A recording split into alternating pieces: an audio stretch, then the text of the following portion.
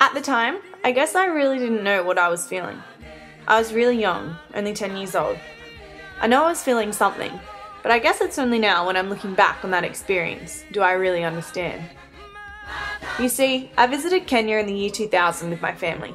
My auntie, uncle and cousins were living there, and had been for 12 years. I fell in love with the country and even my family's way of life. It was a beautiful country, full of so many different and exciting things.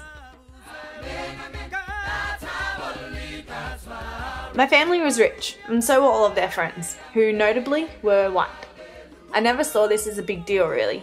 My auntie treated her servants almost like they were family, and she was loved by all the Kenyans when we went to the Saturday street markets.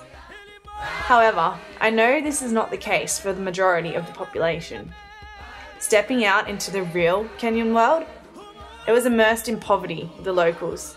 Furthermore, on a trip to the Maasai, the quality of life astounded me. There were children running around with flies covered all over them. They were working the land by the age that most of us leave infant school.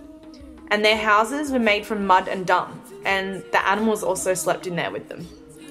It was when we visited a Kenyan school that I first felt my passion.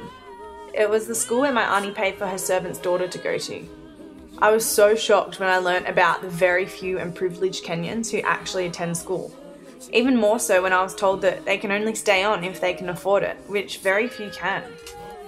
That feeling that I was talking about earlier, it was probably a mixture of empathy and injustice. But at the time, I was just outright confused. I couldn't understand why those kids didn't get the same things as me that I did back home in Australia. I knew it was because they had no money, but even the schools, they were nothing like we had back home. My cousin's school, yeah, but these schools were no more than 40 desks crammed into a big room with one teacher. It was on that day where I made a promise to myself, and secretly to the kids of Kenya. One day I would return as a teacher, and I'd do everything in my power to give these kids the same thing that I'd been given, to open up the window to the world and give them the opportunity to explore it. Now, I'm in my second year of uni, studying my Bachelor in Primary Education.